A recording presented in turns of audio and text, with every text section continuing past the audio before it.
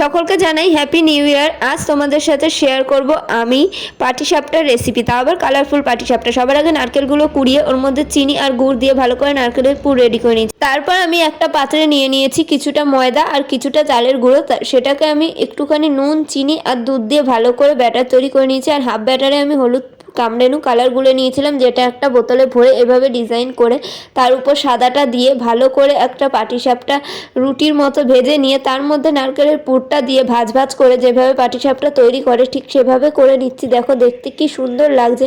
আর পিঠেটা ভাজার সময় প্যানের মধ্যে আমি সামান্য ন্যাকড়া দিয়ে সাদা তেল বুলিয়ে নিচ্ছিলাম আর কি। তারপর তেলের মধ্যেই দিয়ে দিচ্ছি। তারপর অল্প অল্প করে কালারিং ব্যাটার দেওয়ার পর কালারিং ব্যাটারটা একটু ভাজা হওয়ার পর তারপর সাদা ব্যাটার দিয়ে ভালো করে পুর ভরে এভাবে রোল রোল করে নিলেই তৈরি আমাদের পাটিসাপটা। দেখতে দেখো কি সুন্দর লাগছিল আমাদের কালারিং পাটিসাপটা। ট্রাই করে দেখতেই পারো, বাড়ির সবাই খুব মজা পাবে। একঘেয়ে পিঠের থেকে এটা একবার ট্রাই করে দেখতে পারো। আজকের মতো টাটা।